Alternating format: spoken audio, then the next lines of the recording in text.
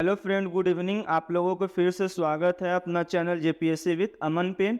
आज के क्लास जो है वो सेमेस्टर 4 वाले स्टूडेंट के लिए हेल्पफुल रहेंगे जिनका कोर फेवरेट पॉलिटिकल साइंस है। आई होप क्लास आज का क्लास और क्लास से भी बेहतरीन होगा, इसलिए आज की क्लास को अच्छी तरह से देखने की कोशिश कीजिएगा। आज की क्लास का इंपॉर्टेंट क्वेश्चन है साथियों कि राष्ट्रीय हित की अवधारणा का विश्लेषण कीजिए और इसके प्रकारों का वर्णन करें तथा राष्ट्रीय हित की अभिवृद्धि के सामने के साधनों का वर्णन करें। अगर इस टाइप का क्वेश्चन आता है तो सबसे पहले आप लोग इंट्रोडक्शन से आंसर देने का कोशिश कीजिएगा। चलिए हम इसका इंट्रोडक्शन देखने की कोशिश करते हैं। चलिए, अंतर्राष्ट्रीय राजनीति में राष्ट्रीय हित की अवधारणा का विशिष्ट महत्व है। कहने का मतलब है कि अंतर्राष्ट्रीय राजनीति में जो राष्ट्रीय हित है इसकी जो अवधारणा है एकदम विशिष्ट महत्व माना जाता है और यह विदेश नीति का प्राण तत्व है। मतलब कहने का मतलब है यह विदेश नीति का प्राण तत्व है और विदेश नीति की सफलता और असफलता का मूल्यांकन राष्ट्रहित की परिप्रेक्ष्य में ही किया जाता है। कहने का मतलब है कि अगर आप अंतर्राष्ट्रीय जो नीति है, विदेश नीति जो है, उसकी जो सफलता है वह सफल हो रहा है या असफल हो रहा है, उसको भी हम लोग मापन किसके द्वारा करेंगे? तो राष्ट्रहित के द्वारा ही हम लोग उसको भी मापन कर सकते हैं या मूल्यांकन कर सकते हैं। ठीक, विदेश नीति राष्ट्रीय हित का रक्षण करने में सफल होती है। ठीक है, अगर विदेश नीति के रक्षण करने में अगर सफल हो जाती है, ठीक है, राष्ट्रीय हित, तो उसे सफल विदेश नीति कहा जाता है। अगर राष्ट्र नीति हित विदेश नीति जो होता है राष्ट्र हित का जो रक्षण करने में अगर सफल हो जाता है तो ही इसको क्या कहा जाता है? विदेश नीति भी कह सकते हैं। ठीक है, और यदि वह राष्ट्रीय हितों की रक्षा नहीं कर पाती, अगर वह राष्ट्र हितों की रक्षा नहीं कर पाएगा तो उसे असफल विदेश नीति भी कहा जाता है, असफल विदेश नीति भी कह सकते हैं। ठीक है, और मार्गेंथुआ ने राजनीतिक दर्शन का मुख्य तत्व राष्ट्रहित की प्रधान दिया। मतलब मार्गेंथुआ जो एक विचारक थे वो भी जो राष्ट्रहित की जो बात करते हैं, राष्ट्रहित की बात करते हैं तो उसका भी प्रधानता वो माने हैं। ठीक है, और मार्गेंथुआ ने राष्ट्रहित को शक्ति कहकर पुकारा है। तो राष्ट्रहित को मार्गेंथुआ जो थे वो विचारक, वो क्या शक्ति कहकर क्या करते? पुकारते थे। ठीक है, आगे देखिए, अगर यह राष्ट्र हित किसी भी देश की विदेश नीति की आधारशिला होता है, या किसी भी देश का विदेश नीति का क्या होता है? आधारशिला होता है राष्ट्र हित, याद रखिएगा, है ना। और दिसंबर 1947 में जवाहरलाल नेहरू ने लोकसभा में भाषण देते हुए, ठीक है, भाषण देते हुए कहा था कि किसी भी देश की विदेश नीति, ठीक है, किसी भी देश की विदेश नीति का आधार उसके राष्ट्र हित की सुरक्षा है। मतलब विदेश नीति का जो आधार जो होता है वो राष्ट्र हित की सुरक्षा को ही माना जाता है। ठीक है, वो भाषण में कौन कहते हैं? तो जवाहरलाल नेहरू कहते हैं। ये कोड को आप लोग इस तरह से कोड के अंदर रख सकते हैं। ठीक है, भारत की विदेश नीति का धैर्य इसके राष्ट्रहित की सुरक्षा है। भारत का जो विदेश नीति है इसका जो धैर्य है वो राष्ट्रहित की सुरक्षा है। ठीक है,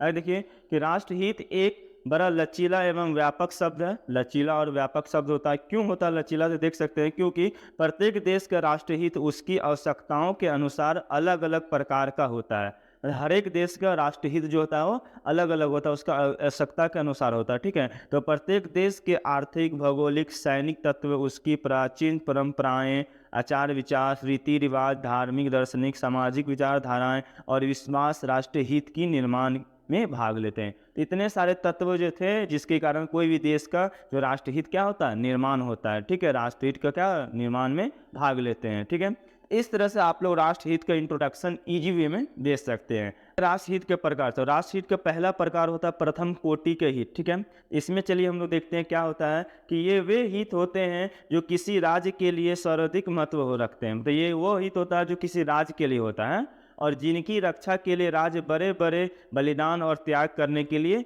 सदा तैयार रहते हैं। तो ये राज्य के लिए विशेष होता है। प्रथम कोटि की जो हित होता है वो किसके लिए होता है? राज्य के लिए होता है। तो इस प्रकार का सबसे बड़ा राष्ट्र की सुरक्षा होता है। इस प्रकार से सबसे बड़ा राष्ट्र के हित की क्या होता है? राष्ट्र की सुरक्षा होता है। तो ये था प्रथम प्रकार का।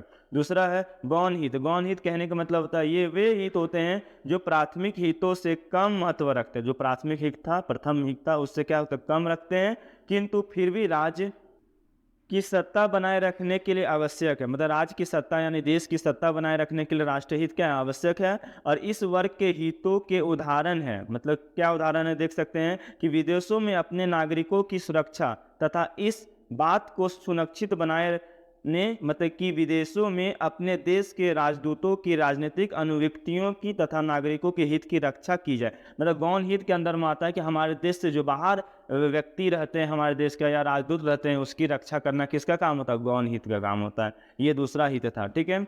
अब देखते हैं हम लोग तीसरा हित, अस्थाई हित। अस्थाई हित क्या होता है? देख सकते हैं कि ये राज्य के लगभग सदैव बने रहने वाले दीर्घकालीन लक्ष्य और प्रयोजन होते हैं। मतलब दीर्घकालीन, मतलब ये राज्य में लक्ष्य बने रहते हैं, ठीक है। और इसका एक सुंदर उदाहरण है ग्रेट ब्रिटेन, ठीक है, के द्वारा अपने उपनिवेशों तथा विदेशी व्यापार की रक्षा के लिए महासागरों में नौचालत की स्वतंत्रता को बनाए रखने और भारत के इस प्रकार का लक्ष्य देश का शांतिपूर्ण आर्थिक विकास करना।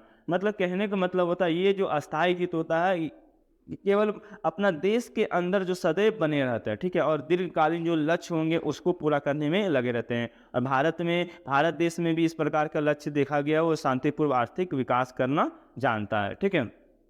ये था तीसरा राष्ट्रीय हित। अब बात करते हैं हम लोग, चौथा हुआ है परिवर्तनशील हित। तो ये क्या होता है? तो ये राष्ट्र के ऐसे हित होते हैं जिन्हें कोई राष्ट्र किसी विशेष परिस्थिति में राष्ट्र हित के लिए आवश्यक समझा जाता है। तो ये किसके लिए समझा जाता है? राष्ट्र हित के लिए, किसी भी परिस्थिति में, है ना, विशेष परिस्थिति में से समझा जाता है। ये परिवर्तनशील हित होता है, ये चौथा था। अब पांचवा प्रकार देखते हैं, वो है सामान्य हित। क्या होता है? देखिए कि सामान्य हित वे परिस्थितियां होती है जो उस देश को सामान्य रूप से अथवा आर्थिक, व्यापारिक एवं राजनीतिक क्षेत्रों में लाभ पहुंचाने वाली होती है। तो ये जो क्या होते हैं? लाभ पहुंचाने वाले हित होते हैं, ठीक है। ओके, नेक्स्ट, ग्रेट ब्रिटेन के लिए यूरोप में शक्ति संतुलन बनाए रखना इसी प्रकार के हित है। तो ये भी क्या होता है? राष्ट्रीय हित के अंदर आता है, ठीक है, ये प्रकार था। अब देखते हैं हम लोग छठा प्रकार, विशिष्ट हित। तो राष्ट्र हित का छठा हित होता है, वो प्रकार होता है विशिष्ट हित। ये क्या होता है? इसमें क्या कहते हैं? तो ये सामान्य हितों से उत्पन्न होते हैं। किससे होते हैं? सामान्य हितों से उत्पन्न होते हैं और इनके साथ गहरा संबंध रखते हैं। कैसा गहरा संबंध रखते हैं? जैसे कि यूरोप में शक्ति संतुलन को बनाए रखना ब्रिटेन का सामान्य हित था, ठीक है। किसका था? ब्रिटेन का था। किंतु इस हित को बनाए रखने के लिए यह भी आवश्यक था कि ब्रिटिश द्वीपीय समूह इंग्लिश चैनल के उस पार बेल्जियम और हॉलैंड के प्रदेशों में यूरोप की किसी महाशक्ति का अधिकार न हो। मतलब यूरोप के किसी भी महाशक्ति का इसमें अधिकार ना हो, इसलिए। तो ये था छठा हित। तो इस प्रकार से राष्ट्रीय हित के 6 प्रकार हम आप लोगों को वर्णन कर दिए। अब देखेंगे क्वेश्चन के अनुसार राष्ट्रीय हित की अवधि के कारक और साधन क्या क्या है, तो देखते हैं। तो प्रत्येक राष्ट्र अपने विदेश नीति द्वारा अपने राष्ट्र हित की अवधि के लिए प्रयासरत रहता है। राष्ट्र विदेश नीति को बचाने के लिए राष्ट्र हित के प्रयासरत रखता है, ठीक है। इस कारण देशों के बीच परस्पर भेद विभेद एवं तनाव के होना स्वाभाविक होता है। मतलब एक दूसरे से तनाव होना क्या होता है? स्वाभाविक होता है। अवधि में अनेक कारकों का वर्णन मिलता है, ठीक है। अनेक कारकों क्या मिलता है? वर्णन मिलता है। तो एक राष्ट्र अपने राष्ट्र हित की अवधि में हर संभव प्रयास करते रहता है, ठीक है। हर संभव क्या करेगा? प्रयास करते रहेगा, है ना। और ऐसे प्रयासों में नैतिक, अनैतिक, शुभ अशुभ, सही गलत सभी प्रकार के कारक सम्मिलित किए जाते हैं। और कौटिल्य ने ऐसे प्रयासों को विषयों में कहा कि कमजोर राजाओं को समझा बुझा कर तथा यदि जरूरत पड़े तो कुछ ले देकर अपने अनुकूल बना लेना चाहिए, परंतु जो राजा सबल हो उनको भेद तथा दंड द्वारा वश में कर लेना चाहिए। ये कौटिल्य जो थे हमारे, कौटिल्य नाम जो थे वो बहुत मौर्य समाज में आते हैं। बहुत पुराना इतिहास है, इसको पढ़ेंगे बाद में। तो उनके वो अपने कौटिल्य शास्त्र बुक में बोलते हैं, ठीक है। ये बोलते हैं कि राजाओं को किस तरह से समझा बुझा करके ये जरूरत पड़ने पर उसको कुछ देकर अपने अनुकूल बना लें, नहीं हो तो उसको सबल या युद्ध करके दंड देकर उसको अपने वश में कर लेना चाहिए, ठीक है। ये बोलते हैं, ठीक है। उसी के अनुसार पारम तथा पारिकसन ने अपनी पुस्तक इंटरनेशनल रिलेशन में राष्ट्रों द्वारा राष्ट्र हित की वृद्धि में प्रमुख रूप से निम्नलिखित कारकों का वर्णन किया। तो वो कुछ कुछ पॉइंट को वर्णन करते हैं। तो उसमें से पहला आता है राजनयन। तो राजनयन कहने का मतलब होता है कि राष्ट्र हित तथा विदेश नीति में राजनयन रूपी यंत्र की विशेष भूमिका होती है, ठीक है। कूटनीति में के माध्यम से एक राष्ट्र अपने राष्ट्र हित में वृद्धि कर सकता है। मतलब राष्ट्र हित में अपने एक दूसरे राष्ट्र क्या कर सकता है? वृद्धि कर सकता है। और इसका मुख्य लक्ष्य विदेश नीति के निर्धारित उद्देश्यों को प्राप्त करना है। यानी विदेश नीति को क्या करता है? प्राप्त करना होता है। और एक अच्छा राजनयिक अन्य राष्ट्र से अपने देश के लिए अधिक से अधिक रियायतों प्राप्त करता है, मतलब एक राष्ट्र से दूसरे राष्ट्र से अधिक प्राप्त करने की कोशिश करता है। तो इसी में हेनरी बायटन नाम के जो एक विचारक होते हैं वो कहते हैं, ठीक कहा है कि राजनयिक वह सच्चा नियुक्ति है जो अपने देश की भलाई के लिए विदेशों में झूठ बोलता है। अपना देश के भलाई के लिए क्या बोल सकता है? झूठ भी बोल सकता है। ये कौन बोलते हैं? हेनरी बर्टन बोलते हैं, एक विचारक होते हैं ना। नेक्स्ट आता है प्रचार। तो प्रचार को राष्ट्रहित की अभिवृद्धि का वह एक अल्प उपकरण माना जाता है और विदेश नीति का लक्ष्य अन्य राष्ट्रों में विरोधी विचारों को बदलकर अपने हित के पक्ष में करना प्रचार द्वारा संभव हो जाता है। तो प्रचार भी एक क्या होता है? अभिवृद्धि को, राष्ट्रहित की अभिवृद्धि में भाग लेता है। क्या प्रचार करके द्वारा संभव, तो कोई चीज़ को प्रचार करने से ज़्यादा फैलता है ना। तो उसी में एक विद्वान जो थे गोए वॉल्स, वो क्या कहते हैं? प्रचार को एक मनोवैज्ञानिक प्रणाली घोषित किया जाता है, ठीक है, जो चर्च एलेक्ट के शब्दों में एक सच्चे शस्त्र होता है। मतलब प्रचार करना कोई चीज़ के बारे में, जब तक एडवर्टाइजमेंट नहीं होगा तब तक किसी के बारे में जानना मुमकिन नहीं आज के ज़माना में। तो इसलिए प्रचार करना कोई चीज़ का बहुत ज़्यादा जरूरी होता है, ठीक है। तीसरा पॉइंट है राजनीतिक युद्ध। राजनीतिक युद्ध कहने का मतलब होता है कि राजनीतिक युद्ध को राष्ट्र के बीच युद्ध नहीं कहा जाता। राष्ट्रों के बीच जो युद्ध नहीं कहते हैं, इसको राजनीतिक दलों के बीच का युद्ध हम लोग कह सकते हैं, ठीक है। युद्ध जैसी परिस्थितियों का अस्तित्व होता है, देश में जैसा परिस्थिति चलता है उसके अनुसार ये युद्ध होता है, ठीक है। और बिना युद्ध का वातावरण राजनीतिक युद्ध कहलाता है। बिना युद्ध का जो वातावरण होता है इसको हम लोग राजनीतिक युद्ध कह सकते हैं, ठीक है। और पामर तथा पार्किस ने राजनीतिक युद्ध की परिभाषा करते हुए कहा है कि सामान्यतः युद्ध को छोड़कर, ठीक है, युद्ध को छोड़कर इसमें वे सभी साधन सम्मिलित होते हैं जिनका किसी विशेष शत्रु या अशत्रुओं के कमजोर करने के लिए प्रयोग किया जाता है। मतलब युद्ध के जितने भी सामान होते हैं, साधन, तो उसको छोड़कर, लेकिन इस तरह से उपयोग किया जाता है, शत्रु जो होते हैं उसको कमजोर करने का क्या किया जाता है? प्रयोग किया जाता है, ठीक है। यह वास्तविक युद्ध नहीं बल्कि युद्ध के हालात बनाए रखने की कला है। यह जो राजनीतिक युद्ध होता है ये रियल का युद्ध नहीं होता, केवल युद्ध की जैसी माहौल बनाए रखने का एक कला होता है जो देश में चला रहता है, ठीक है। नेक्स्ट पॉइंट है आर्थिक साधन। आर्थिक साधन कहने का मतलब है कि राष्ट्रहित की अभिवृद्धि का एक अन्य उपकरण आर्थिक साधनों का प्रयोग होता है। और डायक के शब्दों में आर्थिक साधन न केवल एक प्रभावशाली अपितु एक साधक भूमिका की भी निर्वहन करता है। मतलब आर्थिक साधन कहने का मतलब जो राष्ट्रहित जो होता है ना, आर्थिक साधन को भी क्या करता है? प्रभावित करता है। क्या करता है? प्रभावित करता है, इसका भी प्रयोग करता है, ठीक है।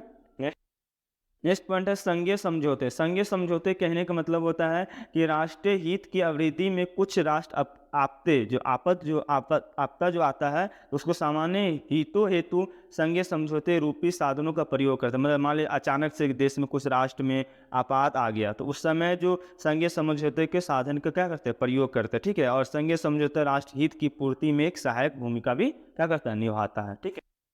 नेक्स्ट पॉइंट है साम्राज्यवाद तथा उपनिवेशवाद। साम्राज्यवाद और उपनिवेशवाद कहने का मतलब होता है कि आर्थिक रूप का उपनिवेशवाद अपने राजनीतिक रूप में समाजवाद आदि साधनों से राष्ट्रहित की पूर्ति के लिए प्रयोग में लाया जाता है, ठीक है। नेक्स्ट पॉइंट देख सकते हैं युद्ध। युद्ध भी एक अभिवृद्धि, मतलब राष्ट्रहित की अभिवृद्धि का एक अन्य कारण युद्ध है, ठीक है। वस्तुतः में युद्ध जो होता है वो राष्ट्रहित की अभिवृद्धि का अंतिम साधन कहा जा सकता है। तो इस तरह से आप लोग राष्ट्रहित की अभिवृद्धि को आप लोग देख लिए। आप एक बार डायग्राम के अनुसार आप लोग राष्ट्रहित का जो अभिवृद्धि होता है उसको देख सकते हैं। उसमें पहला होता है कूटनीति, आप किस तरह से नीति बनाते हैं वो भी हो सकता है। दूसरा प्रचार आप लोगों को बता दिए। नेक्स्ट ये राजनीति युद्ध जो आप लोगों देख लिए। आर्थिक साधन, फिर समाजवाद, उपनिवेशवाद, युद्ध, ये सब जो सातों पॉइंट होते हैं इस तरह से आप लोग डायग्राम बना के लास्ट में बना दीजिएगा ताकि एग्जामिनर इम्प्रेस हो जाए कि ये होते हैं राष्ट्रीय हित के जो अभिवृद्धि का जो साधन होते हैं, ठीक है। अब देखते हैं लास्ट में हम लोग निष्कर्ष। और निष्कर्ष में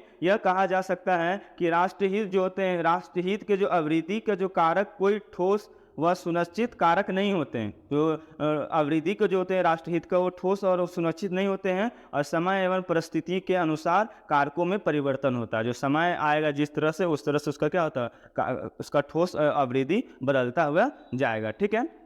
और कहने का मतलब होता है कि वैश्वीकरण, ठीक है, वैश्वीकरण के चलते विकसित और विकासशील राष्ट्रों के राष्ट्रहितों में महत्वपूर्ण अंतर आ जाता है, ठीक है। और एक विकसित राष्ट्र का राष्ट्रहित और विकासशील राष्ट्र का राष्ट्रहित में स्पष्ट टकराने लगते हैं। मतलब क्या होता है कि स्पष्टतः टकराने लगते हैं। जो राष्ट्रीय हित जो होते हैं विकासशील का और विकसित का एक दूसरे से क्या टकराने लगते हैं, कम बेसी होने लगता है। और विश्व व्यापार संगठन की बैठकों में यह टकराव स्पष्ट रूप से देखा जा सकता है। तो इस तरह से आप लोग राष्ट्रीय हित का जो निष्कर्ष भी लिख दीजिए। एग्जामिनर को सारे पॉइंट एक एक करके आप लोग दिखाइए, एग्जामिनर इंप्रेस हो जाएगा, है ना। इतना आंसर लिखिए, आप लोगों को 100% गारंटी दे रहे हैं 20 में 20 मार्क्स आप लोगों को मिल जाएगा।